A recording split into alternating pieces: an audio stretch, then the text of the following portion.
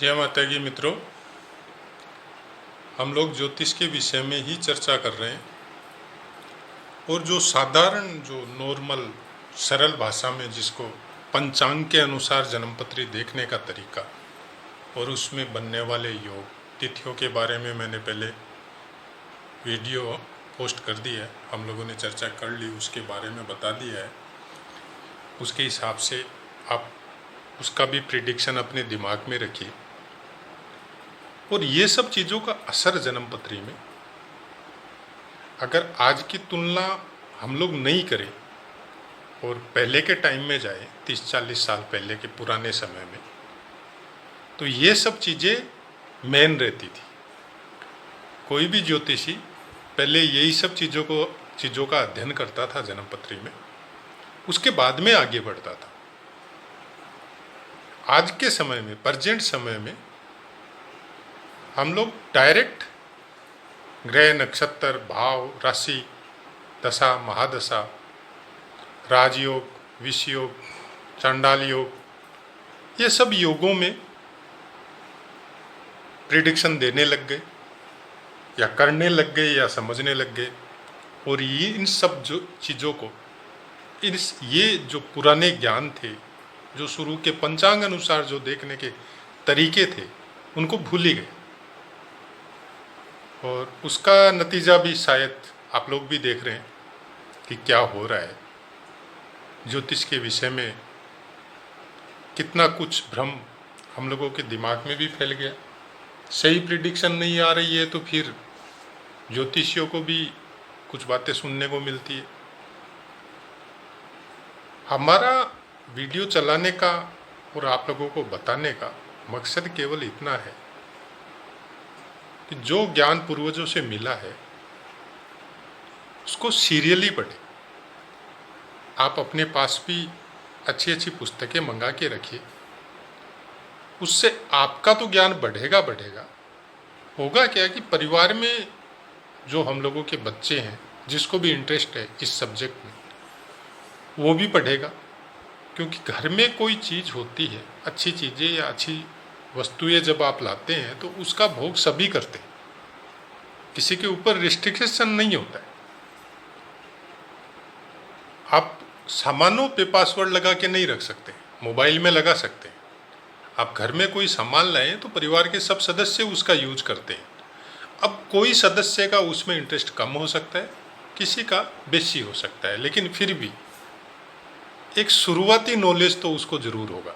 जब भी वो खाली समय में होगा, उसके पास पढ़ने के लिए या देखने के लिए कुछ नहीं होगा, तो हो सकता है वो आधा घंटा के लिए ही पढ़े।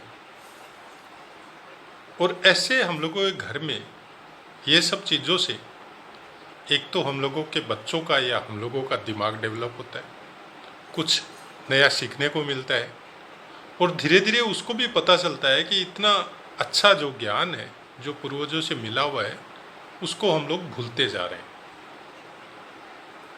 मेरा चैनल का मोटिव इतना ही है कि प्रत्येक घर में एक आदमी कम से कम शुरुआती ज्ञान जो पंचांग के हिसाब से हो, भावों के हिसाब से हो, नक्षत्रों के बारे में तो मेरा मेन मोटिव रहता है, क्योंकि नक्षत्रों का अध्ययन भी मैंने बहुत ज़्यादा किया है।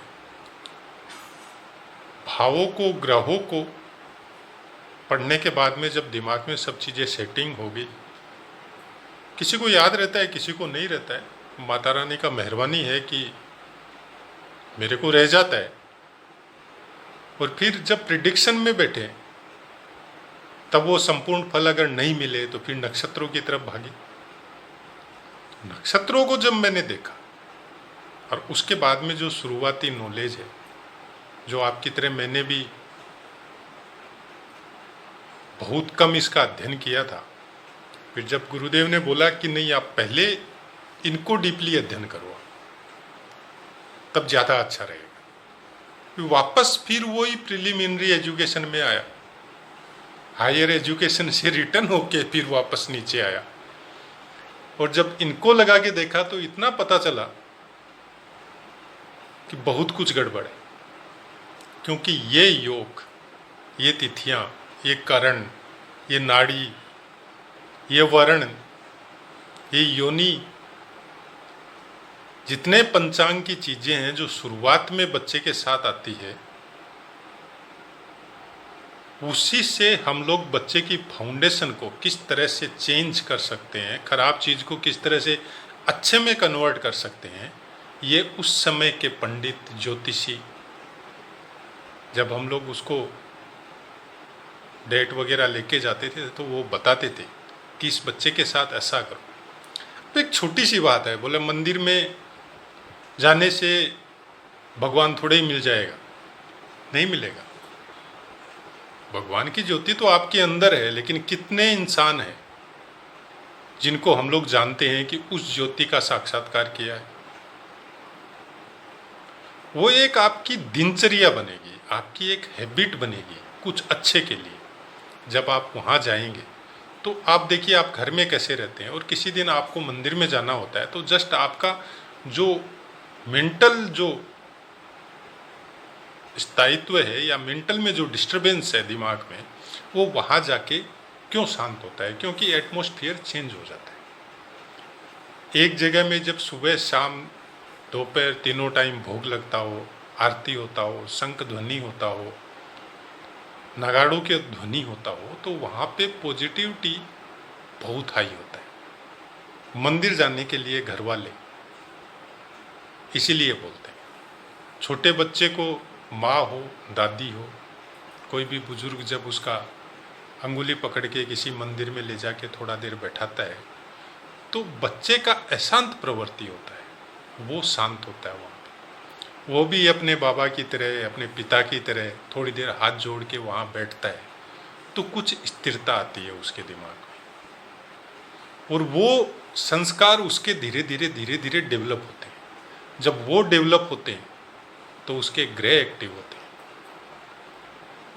ग्रह एक्टिव होते हैं तो अच्छी जगह में जाने से अच्छे ग्रह, अच्छे स्थान के स्वामी आपके एक्टिव होंगे तो आपको अच्छा रिश्ता दिखाएंगे। सपोज आपका राहु लगन में बैठा है, बहुत बलवान है।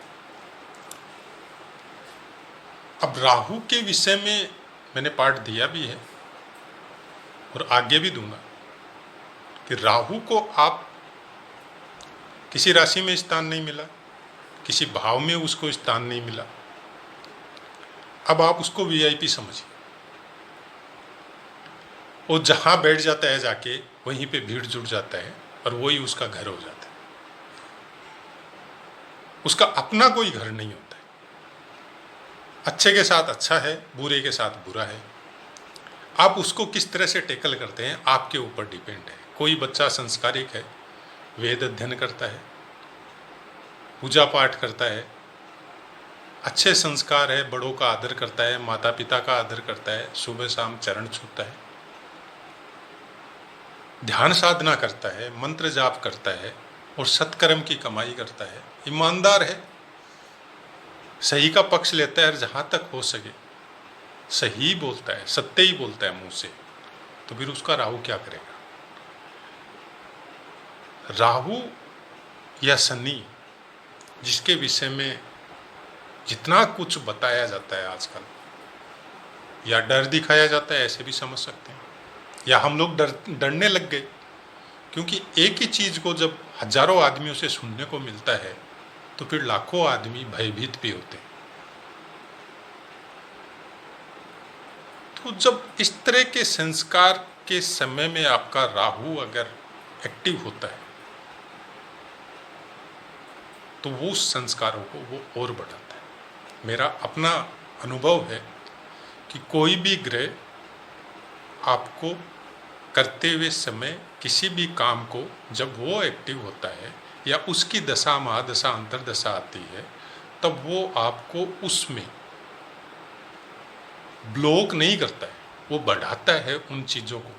आप अपने ऊपर एग्जाम्पल लेके या अपने ऊपर रिसर्च करके देख लीजिए कि आपकी कौन सी अंतरदशा फिलहाल आने वाली है और आप किस तरह के काम कर रहे हैं।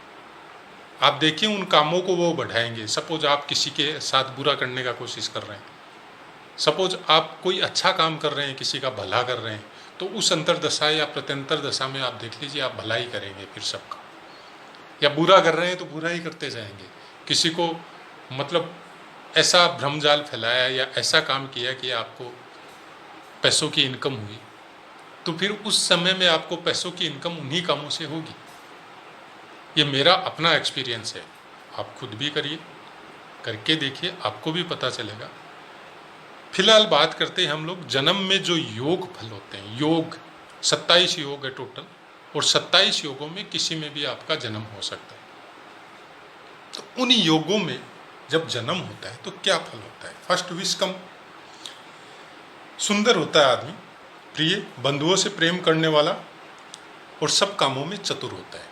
थोड़ा मेल फीमेल का कुछ ज़्यादा चक्कर हो सकता है, बाकी सब चीज़ ठीक है। प्रीति योग, उचित मार्ग पर चलने वाला, प्रियभाषी, धन धान्य व गुणों से युक्त, स्वाभिमानी, सम्मान से संतुष्ट होने वाला, और कुछ हठी होता है, मतलब जिद्दी आप बोल सकते हैं कि कोई भी काम के या कोई चीज़ के पीछे पड़ जाता है तो उसको प्राप्त करके छोड़ता है। आयुष्मान, संगीतवेता, संगीत सिखाने वाला या संगीतज्ञ, या खुद भी संगीत प्रेमी हो सकता है। स्थिर धन वाला, बहुत दानी, कार्यरत, और सब भोगों को भोगने वाला होता है। आयुष्मान। सौभाग्य योग, अधिक बोलने वाला, सन्मार्ग से धन कमाने वाला, निर्विकार, शुभभाषी, बुद्धिमान, सुगंध प्रिय, और खुद बहुत सुंदर होता है। सुगंध प्रिय मतलब अच्छी अच्छी सुगंधों को उसको आभास होता है, कहीं पे भी जाता है, किसी को कम होता है, किसी को बेसी होता है, लेकिन सौभाग्य योग में जन्म लेने वालों को सुगंध का आभास बहुत जल्दी होता है। शोभन, शोभन योग में जन्म जब होता है तो बुद्धिमान, गुणवान, निर्मल मन व तन वाला आता है। निर्मल मन मतलब अच्छे विचार वाला, अच्छे कामों वाला, और सबके लिए भलाई का के लिए जिसका मन होता है वैसा मन वाला। लेकिन पुत्र पीड़ा से कुछ तकलीफ हो सकती है, मतलब जैसे आज्ञाकारी पुत्र नहीं हुआ, ऐसा कुछ हो सकता है। अतिगण, सूर, सूरवीर, सत्यवादी, धर्म ज्ञाता, कुछ काम की अधिकता शरीर में हो सकती है। सुकर्मा, सुकर्मा में सब कामों में चतुर, धनी, गुणी, और व्यवसाय कुशल होता है, बिजनेसमैन होता है ऐसा आदमी। धृति योग में गंध प्रेमी, धनी, दूसरों को मतलब इतना भाव नहीं देगा, जो उनसे काम से कनेक्टेड है या जिनसे उनको फायदा है उसी को आदर सम्मान देगा। कुछ आलसी भी हो सकता है। शूल योग, शूल योग में धैर्य युक्त, सत्कर्म करने वाला, गुणी, भाग्यशाली, शरीर में कुछ पेन संबंधित कोई दिक्कत रह सकती है, कभी कहाँ पे, जैसे दर्द उठता है ना आदमियों को, गैस का भी उठ सकता है, या ऐसे भी कोई पेन हो सकता है, तो ऐसा कुछ हो सकता है। गंड योग, बातूनी होता है, कुछ मतलब ज़्यादा बात करता है, जैसे हम लोग बात कर रहे हैं या हम लोग आपस में बैठ के बात करते हैं, ऐसा आदमी कुछ ज़्यादा बोलता है, मतलब चुप नहीं रहता, कुछ देर भी कुछ न कुछ बोलते रहता है। धैर्यशाली होता है, गंभीर होता है, और प्रशंसित और सावधान होता है हर चीज़ में, मतलब एक्टिव जिसको बोल सकते हैं आप। ध्रुव योग नहीं, गंड के बाद में वृद्धि योग, महामती, स्थिर विचार, सूरवीर, सत्यवादी, जितेंद्रिय, और अपने वचन पे अडिग रहने वाला।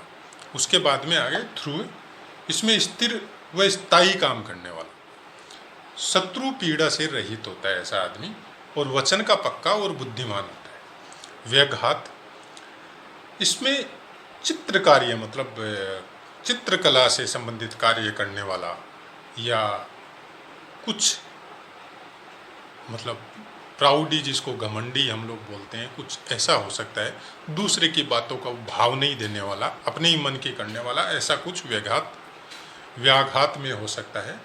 उसके बाद में वज्र, हर्षण योग, इसमें धैर्य युक्त, मधुरभाषी, बलवान, और कृषि से संबंधित कार्य करने वाला हो सकता है। इसमें वो कार्य जो भी करेगा या ऐसा कोई काम, वो जल्दी से किसी को बताएगा नहीं, चुपचाप रह के करेगा। उसके बाद में आइए आप वज्र, इसमें थोड़ा कंजूस हो सकता है लेकिन धनी होगा, और गांव की भाषा टाइप से बोलने वाला। और गांव की भाषा में इस तरह से समझ सकते हैं कि भाषा का तो नॉलेज हो गया, ऐसे इंग्लिश भी बोलने लग गया या और कोई भाषा बोलने लग गया, लेकिन ज़्यादा इम्पोर्टेंस जो उसकी मदर टंग है उसको देगा। जब भी उससे संबंधित आदमी मिलेंगे या और मिलेंगे तो अपनी जो भाषा वो जहाँ बोलता है कर्म क्षेत्र में, वो सब यूज नहीं करेगा। सिद्धि योग, व्यक्ति भोग भोगने वाला धनी, कम बोलने वाला सुखी और सत्य का प्रिय होता है। खुद भी सही बोलेगा और कोशिश करेगा, आशा भी यही करेगा कि सामने वाला भी उसके साथ सही बोले। व्यतिपात, सब कामों में अस्थिर विचार, मतलब कोई भी काम को पूर्ण करने का, मतलब आज ये कर रहा है तो कल दूसरा करने लग गया, परसों तीसरा करने लगे, ऐसा कुछ। सलाहकार अच्छा होगा और कुछ मतलब बातों में इस तरह से आपको नजर आएगा कि वो मतलब सब चीज को बीच में ही छोड़ देगा। तब आपको कुछ उसको देख के कुछ मतलब झुंझलाहट हो सकती है, तो उसको टेकल करना पड़ेगा। काम सब करेगा लेकिन उसको टेकल करना पड़ेगा। वरयान योग में सर्वत्र पूज्य, धनी, अपने काम से काम रखने वाला, लोगों को प्रसन्न रखने वाला और उसकी प्रशंसा से भी वो प्रसन्न होता है। मतलब आज की भाषा में जैसे देख लिए कि आप अपने से बड़े वाले को अगर उसका प्रशंसा करें तो वो प्रसन्न होता है, ऐसा आदमी होता है वरयान योग में। उसके बाद में परिग योग में दान वृत्ति, लोभी, साहसी, चंचल और कुछ काम की मात्रा अधिक हो सकती है। शिव योग में तीर्थ यात्रा करने वाला, धनी, पुत्रवान और ब्रह्मचारी होता है। सिद्ध योग में बहुत सी जगहों पर गुप्त सलाह देने वाला, सब व्यापारों में कुशल और स्वच्छंद नीति जानने वाला, मतलब इंडिपेंडेंट होता है ऐसा आदमी। किसी की वो जो चल रहा है जो परिवार में, समाज में, उसी पे चलो, नहीं, उसको अगर लगा तो ये नियम गलत है तो वो गलत है, वो नहीं चलेगा उसमें। और वो बाकायदा तर्क के साथ या शास्त्र के साथ उसको समझाएगा भी कि ये चीज़ गलत है, इस पे नहीं चलना चाहिए, जहाँ तक होगा लोगों को भ्रम से निकालेगा। तो ये योगों का फल है। अब इसमें क्या होता है कि कुछ कुछ योग में फल गलत बताया गया है। जैसे तिथियों में भी कुछ तिथियों का गलत होता है, वार में भी होता है। तो उस फल का निराकरण करने के लिए उस समय बड़े बुजुर्ग या ज्ञानी आदमी सलाह देते थे कि बच्चे से ये सब करवाओ। से कोई घर में आया है तो सबसे पहले उसी को बोलते हैं कि चाचा जी आए हैं, या फलाने रिश्ते में तुम्हारे ये लगते हैं वो आए, तुम पानी का गिलास लेके जाओ, तुम चाय लेके जाओ, या तुम नाश्ता वगैरह लेके जाओ, या उनके चरण छुओ। तो ये सब संस्कार उस समय के बच्चों में होता था, से हम लोगों में है कि आज भी, अब ठीक है, अब उम्र हो गया लेकिन फिर भी वो आदत नहीं जाता। तो कोशिश करते हैं कि अपने से बड़े कोई मिले तो सबसे पहले उनके साथ नमस्कार करने की बजाय डायरेक्ट चरण छुएं। तो उसका अपना इफेक्ट होता है।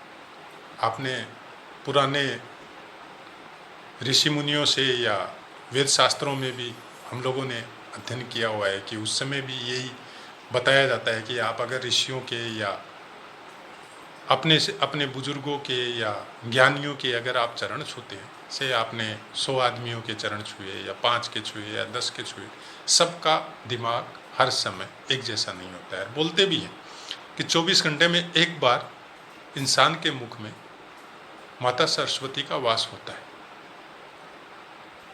और जिस समय जिस किसी में उस समय उसके कंठ में सरस्वती का वास हुआ और आपका तकदीर अच्छा हुआ और आपने उसी समय उसके चरण छू लिए और उसके मुख से निकल गया कोई अच्छा आशीर्वाद, तो फिर ग्रह भी उसको चेंज नहीं कर सकते। चाहे कितनी भी दशा महादशा खराब हो रही हो, लेकिन वो संस्कार जो डेवलप कर देते हैं माँ बाप, जो करते थे। आजकल क्या हो रहा है आप सब जानते हैं, मैं उसके विषय में कुछ नहीं बोलना चाहता, लेकिन उस समय करते थे। आज भी गाँवों में आप जाओ तो आज भी अच्छे अच्छे घरों में आज भी वो चीज़ है कि शाम का समय में दीपक जलता है, चाहे घर में मंदिर हो चाहे मत, सुबह में भी दीपक जलता है।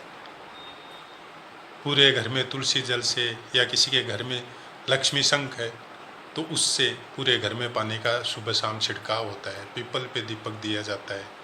तो ये सब संस्कार है।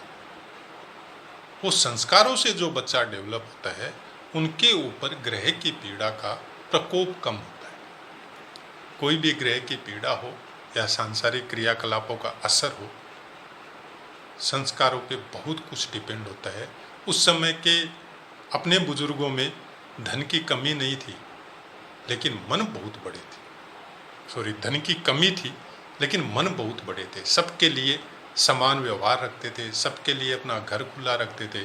आज आप चले जाओ, इतने इतने पैसे हो गए, इतनी अच्छे अच्छे फ्लैट हो गए, बिल्डिंग हो गई, लेकिन फिर भी कोई आता है तो हम लोग को ये कितना दिन रहेगा, क्यों आ गया, इसको कहाँ रुकाए। घर में इतनी जगह होने के बावजूद हम लोगों के लिए वो एक मतलब वजन हो जाता है, बोझ हो जाता है। और उस समय घर में कमरे नहीं थे, किसी के यहाँ टीन का था तो किसी के छप्पर थे, फिर भी कोई आता था तो बहुत खुश होते थे। 2 दिन रुको, 5 दिन रुको, 4 दिन रुको, कोई टेंशन नहीं थी। और आज अब 2 घंटा रुकने में टेंशन है। तो ये सब संस्कार, और इसीलिए ज़्यादा दुखी भी हैं। इसलिए सुनने को भी मिलता है कि आज ये हो गया, क्यों आत्महत्या कर रहे हैं। आज 20, 25, 40 साल के लड़के या लड़कियां इतनी जल्दी आत्महत्या, अपने सुसाइड वगैरह का केस हम लोग सुनते हैं, किस लिए।